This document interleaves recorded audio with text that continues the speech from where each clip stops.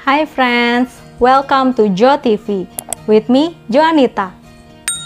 Gimana kabarnya hari ini? Semoga bukan bad day ya. Masih membahas tentang Pangeran Harry dari Inggris dan istrinya Meghan Markle. Kalau di video bagian pertama, kita banyak membahas hal-hal kontroversial yang dilakukan oleh Pangeran Harry. Kali ini aku akan membahas sederet kontroversi yang dilakukan oleh Meghan Markle. Meghan Markle adalah seorang aktris Hollywood yang memiliki garis keturunan campuran. Ayah Meghan adalah seorang Amerika berkulit putih dan ibunya adalah seorang Amerika keturunan Afrika yang berkulit hitam.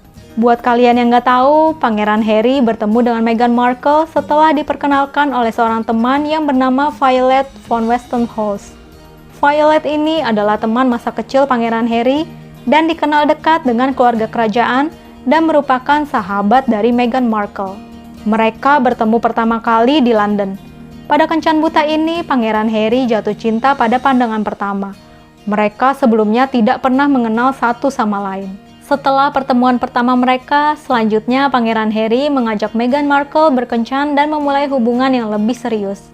Hubungan mereka dimulai pada Juni tahun 2016 secara sembunyi-sembunyi, dan pada bulan Oktober 2016, media-media mulai gencar memberitakan keduanya.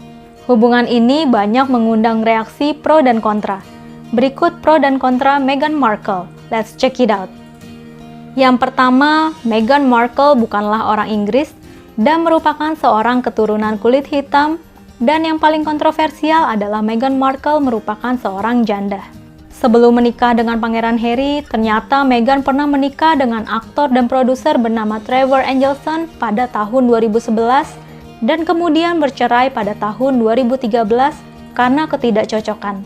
Meski banyak pemberitaan miring di tabloid maupun media massa, hal itu tidak menyurutkan mereka untuk melanjutkan hubungan ke jenjang berikutnya.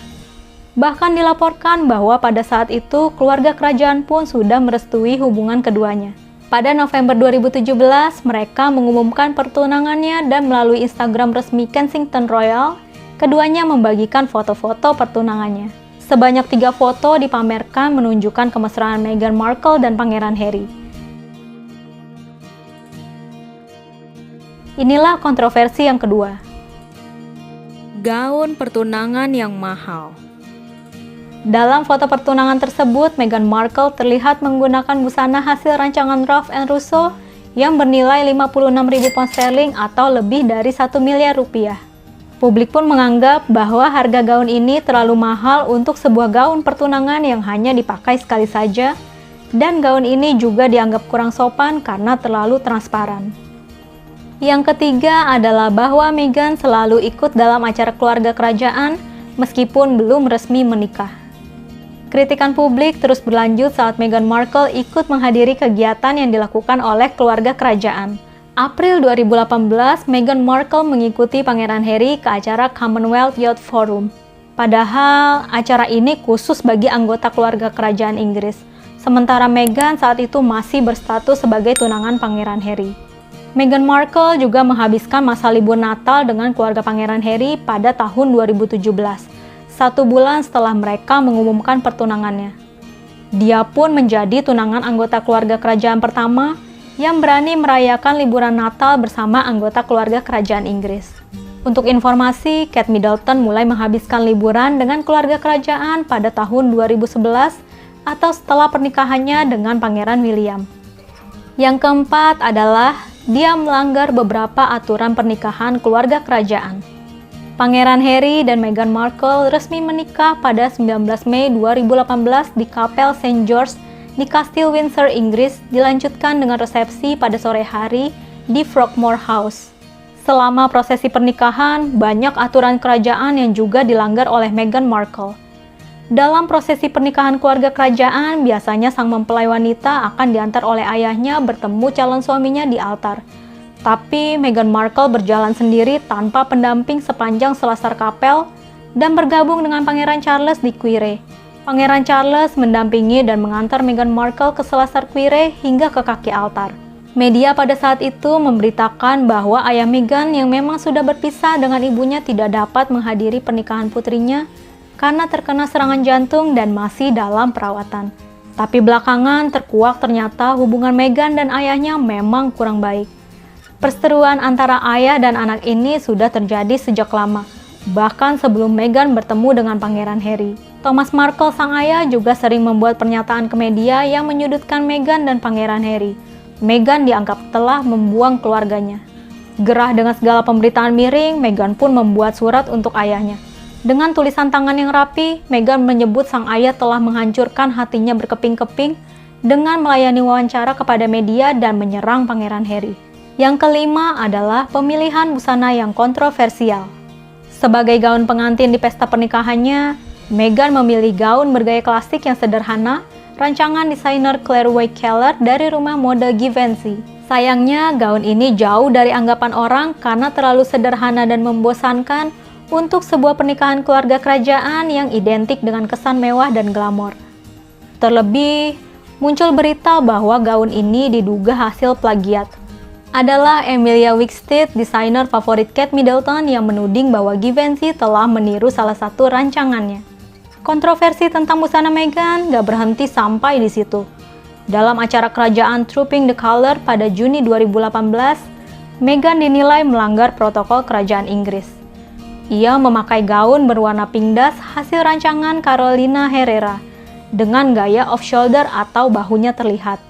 Menurut tradisi keluarga kerajaan Inggris, tidak diperkenankan seorang perempuan kerajaan untuk memakai busana yang terbuka pada bagian bahunya atau yang terlalu terbuka lainnya, apalagi saat menghadiri acara formal kerajaan. Hal serupa juga diulangi oleh Meghan pada saat kunjungan resminya ke Fraser Island, Australia pada Oktober 2018. Pada satu kesempatan, terlihat Meghan menggunakan sleeveless dengan belahan rok yang tinggi sehingga paha bagian kirinya terlihat. Selain gemar memakai busana yang terbuka, Meghan juga melanggar aturan busana kerajaan lainnya, yaitu memakai celana panjang. Pada September 2018, Meghan terlihat mengenakan celana panjang dan busana bernuansa maskulin dalam acara resmi kerajaan, yaitu bakti sosial di London. Sudah tradisi bahwa perempuan kerajaan Inggris harus memakai rok di bawah lutut dan memakai stocking saat menghadiri acara resmi kerajaan dan bertemu dengan tamu-tamu penting. Meghan juga sering terlihat memakai celana panjang saat menghadiri acara kerajaan lainnya.